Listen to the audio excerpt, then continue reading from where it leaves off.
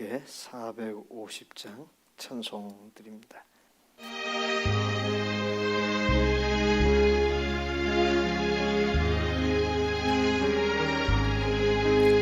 내 평생 소원 이것뿐 주의 일 하다가 이 세상 이별하는 날 주 앞에 가리라. 꿈같이 헛된 세상 일 취할 것 무엇냐. 이 수고함만 하여도 헛된 것뿐일세. 불같은 시험 많으나 겁내지 맙시다. 구주의 권능 크시니 이기고 남겠네. 금보다 귀한 믿음은 잠복에 되도다. 이 진리 믿는 사람들 다 복을 받겠네. 살같이 빠른 강음을 주 위에 아끼세. 온몸과 마음을 바치고 힘써서 일하세. 아멘.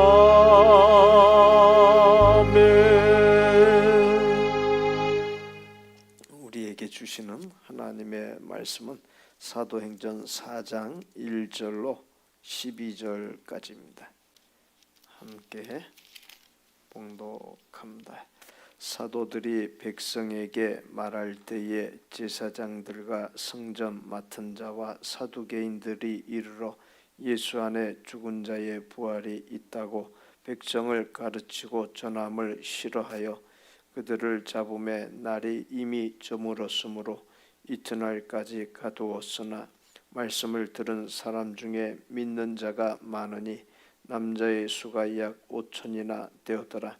이튿날 관리들과 장로들과 서기관들이 예루살렘에 모였는데 대제사장 안나스와 가야바와 요한과 알렉산더와 및 대제사장의 문중이 다 참여하여 사도들을 가운데 세우고 묻되 너희가 무슨 권세와 누구의 이름으로 이 일을 행하였느냐.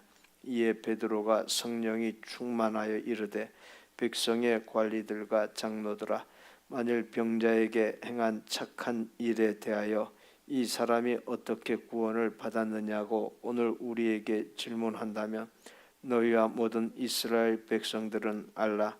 너희가 십자가에 못 박고 하나님이 죽은 자 가운데서 살리신 나사렛 예수 그리스도의 이름으로 이 사람이 건강하게 되어 너희 앞에 섰느니라. 이 예수는 너희 건축자들의 버린 돌로서 집 모퉁이의 머릿돌이 되었느니라. 다른 이로서는 구원을 받을 수 없나니 천하 사람 중에 구원을 받을 만한 다른 이름을 우리에게 주신 일이 없음이라 하였더라.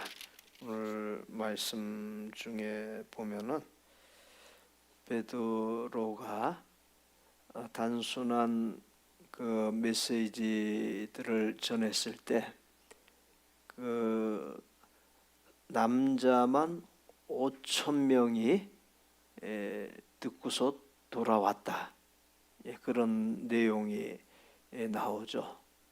그리고 베드로가 전혀 두려움 없이 담대하게 이제 메시지를 전할 수 있었던 근거가 성령의 충만함에 있었다. 그런 기록들을 볼 수 있습니다. 그러니까 신앙과 삶을 이루어가는 데 있어서 너무너무 중요한 것이 성령의 충만함이다라고 하는 것이죠. 사실 이제 성령의 충만함을 자동차에게 있어서 가스에 비유하는 것은 하찮게 비유하는 것이에요. 그러나 이제 논리적으로 좀 이야기하기 위해서 뭐 그런 식으로 빗대서 이야기하기도 합니다. 뭐 매덕 가는 자동차라도 가스가 없거나 배터리가 없으면은 뭐 꼼짝 못하는 거죠. 움직이지 못하는 것이죠. 뭐 그런 식으로 좀 가볍게 비유를 해서 빗대서 얘기하기는 하지만 어쨌든 신앙과 삶에 있어서 원동력이 되는 것, 그것은 바로 성령이다. 근데 이제 성령의 충만이란 단어를 이제 쓰는 것이 그것이 이제 좀 한계점은 있어요. 충만이라고 하면은 그러면 성령께서 양으로 따져질 수 있는 분인가? 그거 아니다라는 거죠. 70%가 채워지고 뭐 90%가 채워지고 성령은 우리가 그렇게 표현할 수 없잖아요.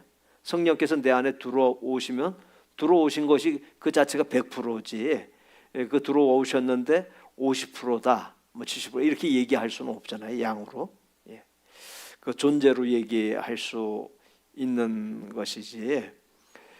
근데 이제 이렇게는 얘기할 수 있어요. 성령께서 내 안에 내주해 계시는데 성령을 의식하지 않고 산다. 그러면 이것은 어떻게 되겠습니까? 성령을 의식하지 아니하면은 성령의 역사를 갖다가 누리지 못하게 되는 거예요. 맛보지도 못하게 되고.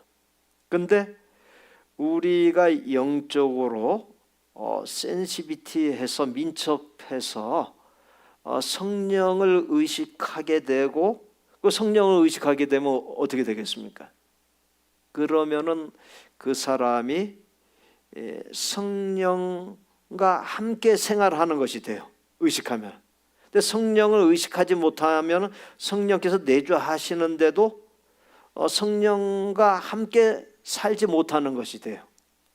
우리가 하나님이 우리와 함께 하시는데 믿는 자들과 함께 해주시는데 근데 하나님을 의식한다, 의식하지 못한다라고 하는 것이 어떤 차이가 있겠습니까? 하나님을 의식하면 두려워할 줄 알게 돼요. 나의 생각과 언행을 이루어갈 때 지금 하나님을 내가 의식하고 있기 때문에 삼가 두렵고 떨림으로 나의 모든 언행 심사를 이루어가게 됩니다. 그런데 하나님을 의식하지 않게 되면 이제 제멋대로 사는 거예요. 하나님께 이끌림 받는 것이 아니라 내 마음대로 내 욕망을 따라서 그렇게 살아가게 되는 것입니다. 그래서 이 베드로 같은 경우 이 대제사장 그룹의 사람들이 종교 지도자들, 종교계의 수장에 있는 그런 사람들이 신문할 때 그 사도행전 이제 뒤에 보면 나오는데 학문 없는 범인인 줄 알았으나 이런 말씀들이 나와요. 그러니까 배움이 없는 사람인 것으로 그렇게 나오죠. 뭐 어부로서 이렇게 살았기 때문에 극히 이제 평범한 서민이지 않습니까? 한 달 벌어서 한 달 먹고 살고 어떤 땐 고기 잡는 일이 시원찮으면은 그것도 힘들어지고 빠듯하든지 마이너스 되든지 이제 그런 사람이었는데 성령의 충만함이 성령의 내주하심이 그에게 있고 그가 성령을 의식하면서 성령과 동행하는 삶을 살다 보니까 두려움이 없어지는 거예요. 지금 종교 수장들, 율법 전문가들, 성전 관리자들 이런 사람들이 쫙 있어요. 그 대제사장들도 과거의 대제사장들서부터 다 나와 있고 대제사장의 문중까지 다 나와서 지켜보고 있는 그 자리에서 이런 그 베드로가 소리쳐서 외친다라고 하는 것은 이것은 사람의 힘으로는 힘든 것이죠. 거기서 조금이라도 삐딱하게 잘못 말하면 목이 날아가는데, 생명이 날아가는데, 근데 담대하게 외치는 그런 베드로의 모습을 보게 됩니다. 그런 베드로를 보면서 우리가 뭘 생각해야 되겠어요? 성령의 사람이 되어야 되겠다. 내가 성령의 사람이 돼서 모든 일상의 삶을 이루어가는 것이죠. 그러니까 나는 육신을 가지고 있고 끊임없이 물질 세상 속에서 물질을 추구하면서 살지만 그것이 메인이 되는 게 아니에요. 그것은 그냥 주변적인 것이 되는 거예요. 주변적인 거. 뒤에 것이 되는 거예요. 그다음에 메인은 하나님과 함께 살아가는 거. 하나님의 사람으로 살고 성령의 사람으로 사는 거, 믿음의 사람으로 사는 거, 영적인 삶을 사는 거, 이것이 항상 메인이 되는 거예요. 뭐 생업전선에서 일터에서 내가 비즈니스를 경영하든 종업원으로 일을 하든 뭐 직장인이 되었든 간에 무엇이 됐든 간에 그건 다 그냥 주변적인 거예요. 그건 뭐 부차적인 거예요. 영적으로 살아가는 거, 하나님의 사람으로 살아가는 게 이게 첫 번째. 그렇게 이게 우선순위가 바르게 잡혀 있게 되면은 그는 모든 삶이 다 정상적인 삶이 되는 거예요. 우선순위가 이게 잘못되어 있다 보니까, 어긋나 있다 보니까 모든 삶이 뒤죽박죽 돼 버리는 거예요.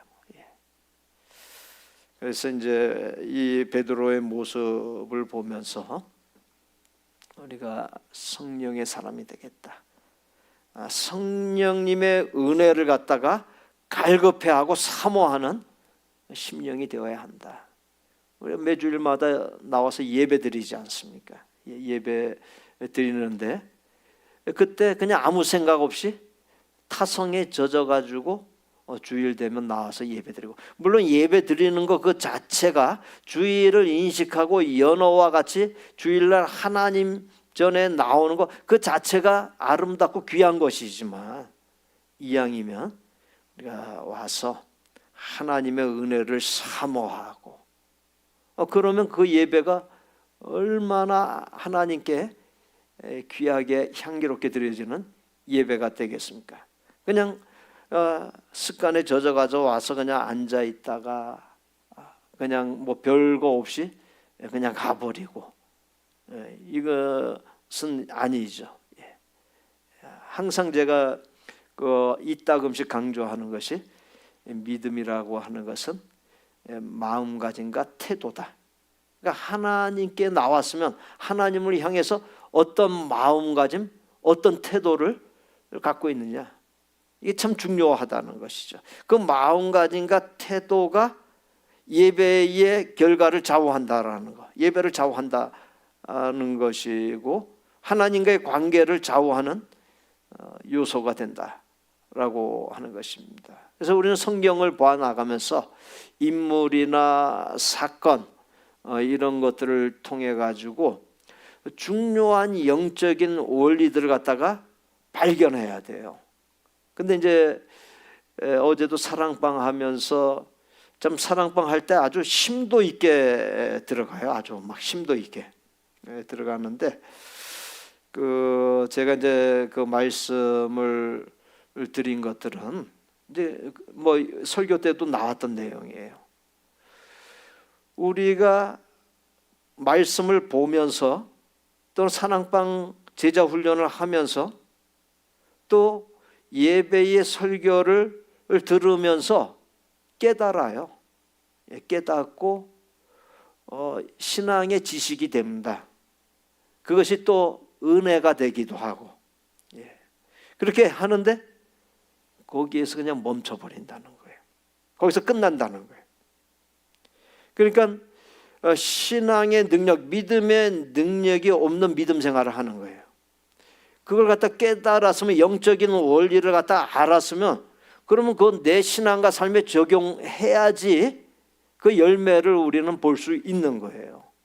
그러니까 매일 오랜 세월을 갖다 그렇게 신앙생활을 하니까 그냥 거기서 끝나버리는 거예요.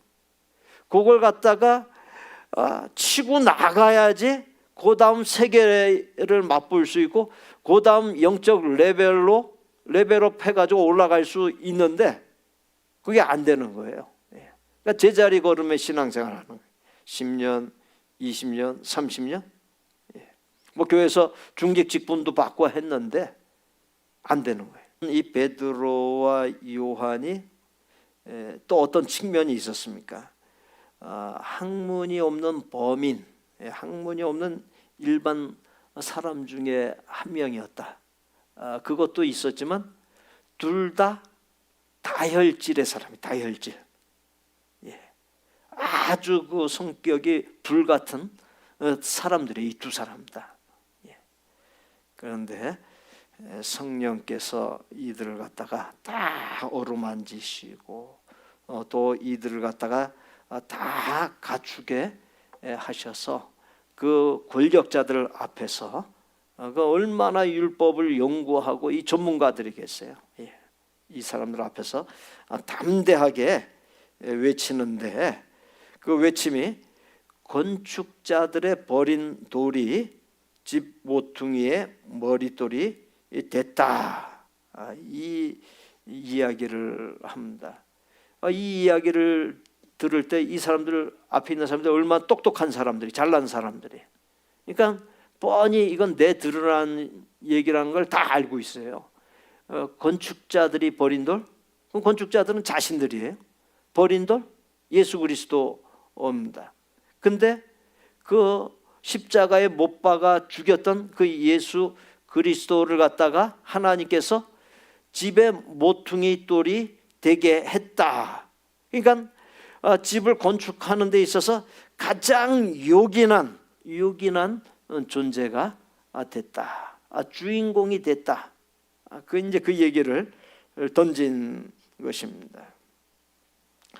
제사장들과 사두개인들 그리고 성전 맡은 자들이 베드로와 요한을 붙잡았고 백성을 가르치고 예수님 안에 죽은 자의 부활이 있다고 전하는 것을 싫어했기 때문에 지금 그들을 붙잡아다가 지금 단둘이를 하고 있는 것입니다. 무슨 권세와 누구의 이름으로 이 일을 행하였느냐? 이것은 단순히 답변을 얻기 위한 호기심 차원에서 지금 이야기한 것이 아니에요. 베드로와 요한을 위협하고 침묵시키려고 하는 의도가 여기에 있는 것입니다. 그런데 이제 이와 같은 그 질문은 흥미롭게도 우리에게 던져지는 질문이기도 합니다. 우리는 무슨 권세로 살아갑니까? 누구의 이름으로 우리의 삶을 살아가고 있습니까? 우리가 돈의 권세로 사는 것입니까? 또는 뭐 학벌이 좋다고 해서 학벌의 권세로 살아가는 거예요? 권력이 좋아가지고 권력의 권세로 살아가는 거예요? 무슨 권세로 살아가고 있는가? 우리는 돌아볼 수 있어야 돼요. 예수님의 권세, 하나님의 권세로 우리는 살아갈 수 있어야 됩니다. 하나님께서 인간의 생사화복권을 쥐고 있기 때문에 하나님의 권세로 살아갈 수 있어야 되고, 또 우리가 선한 일을 할 때 예수님의 이름으로 선한 일을 하고, 내 이름으로 선한 일을 하는 것이 아니라 내 이름을 높이고 내세우는 것이 아니라 철저하게 하나님의 이름을 내세우고, 왜? 내 생명도 하나님께로부터 왔고 내게 있는 모든 재물도 하나님께로부터 온 것이고, 하나님께서 오늘 밤이라도 부르시면 다 놔두고 가야 돼요. 내가 몇십 년 쌓았던 재물, 몇십 년 갈고 닦았던 재능, 이거 다 놔두고 가야 돼요. 어떤 이 무대 위에서 예술가들의 모습 보면은 참 기가 막히지 않습니까? 이제 11월 16일 주일날 우리 안재영 성도가 또 제2회 독주회를 합니다.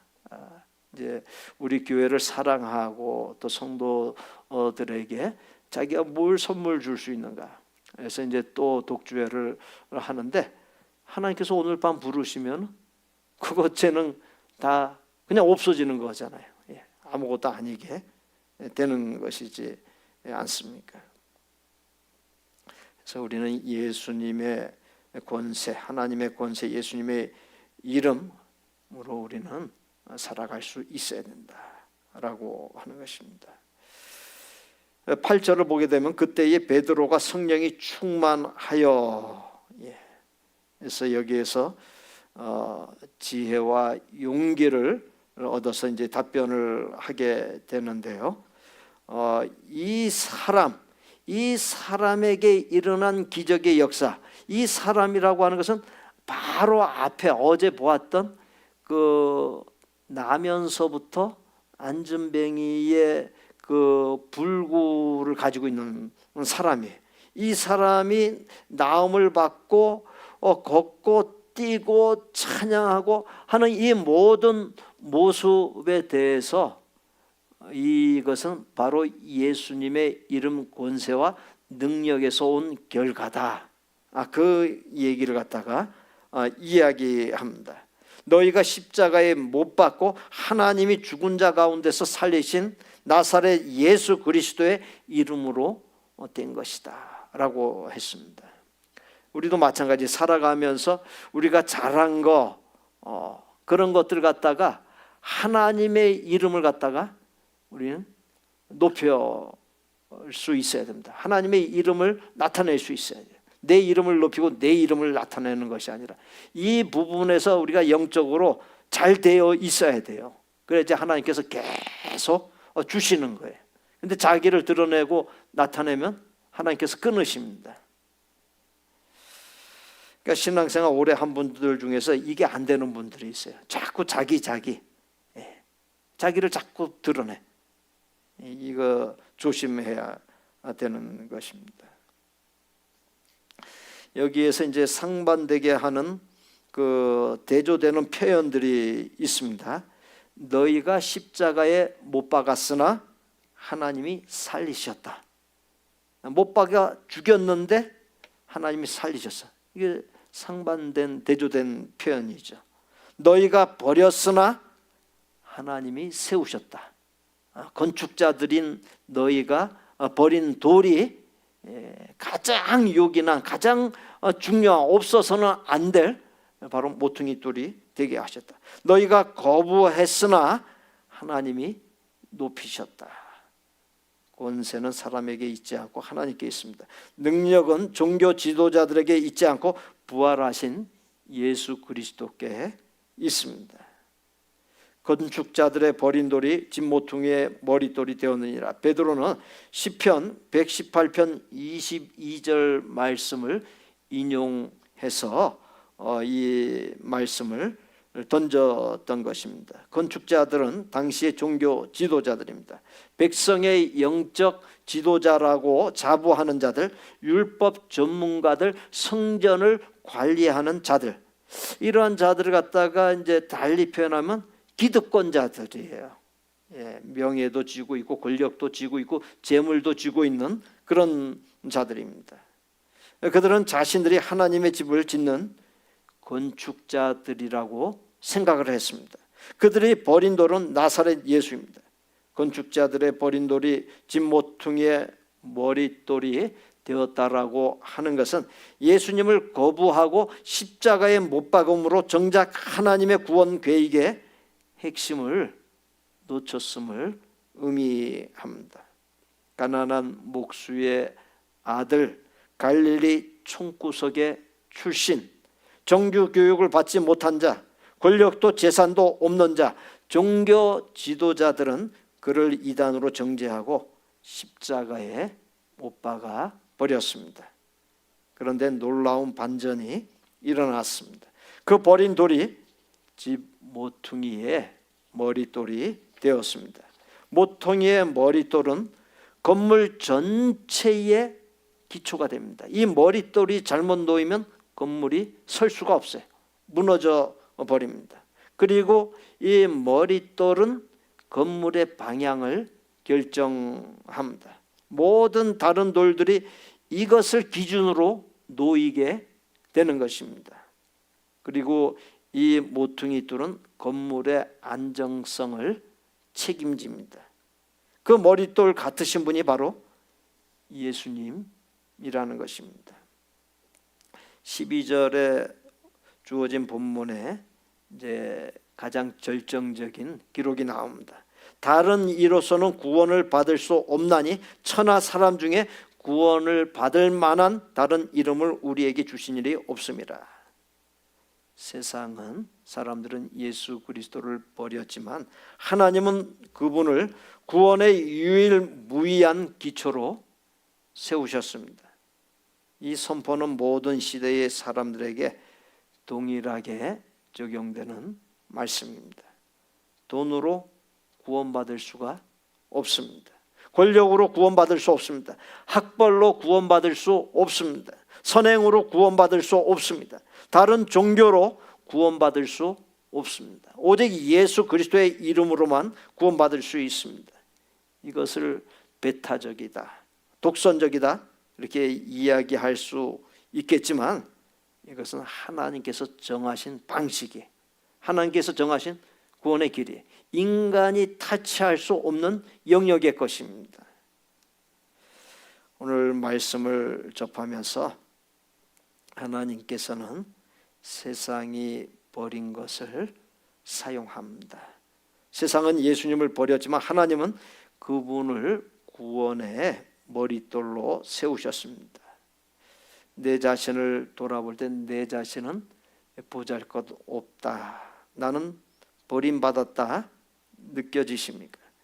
세상이 귀하게 여기지 아니하고 인정하지 않는다고 낙심된다면 하나님은 바로 그와 같은 사람을 귀하게 들어 쓰기 원한다라는 것을 잊지 말아야 되겠습니다. 모세는 살인자였지만 이스라엘의 구원자가 되었습니다.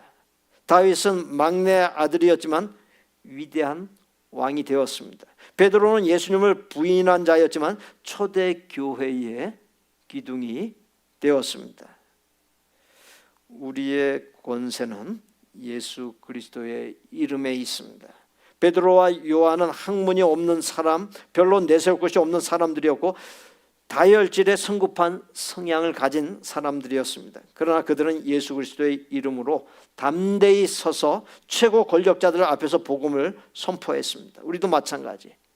우리의 능력이 부족해도, 우리의 배경이 초라해도 예수 그리스도의 이름으로 우리는 담대할 수 있습니다. 그리고 세 번째로는 구원은 오직 예수 그리스도 안에만 있습니다. 이것을 명확하게 알고 이것을 담대하게 전할 수 있어야 합니다.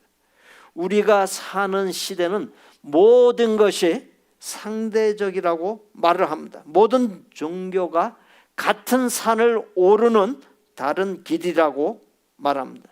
그것을 종교다원주의라고 합니다. 그러나 성경은 분명히 말합니다. 다른 이로서는 구원을 받을 수 없다. 이것은 하나님께서 정해 놓으신 바로서 우리가 타협할 수 없는 진리요 변경할 수 없는 진리입니다.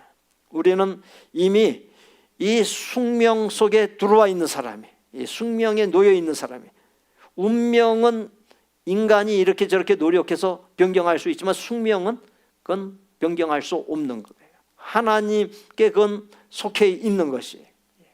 그렇기 때문에 우리는 다른 이로서는 구원을 받을 수 없다. 이거 붙잡고 우리는 이 세상에 사는 날 동안 살고 그리고 하나님 부르시는 날까지 우리는 이거 변경해서는 안 돼요. 이거 붙잡고 끝까지 갈 수 있어야 됩니다. 건축자들이 버린 돌이 진모퉁이의 머릿돌이 되었다는 이것이 복음의 핵심이고 인간에게 소망입니다.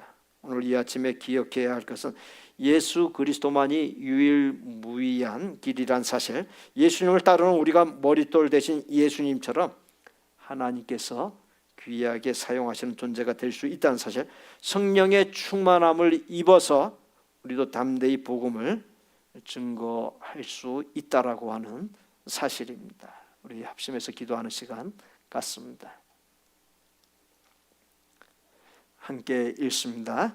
성도들이 성령님의 충만함과 예수님의 권세를 힘입어 하나님과 하나님의 사랑을 힘을 다해 전하게 하여 주옵소서.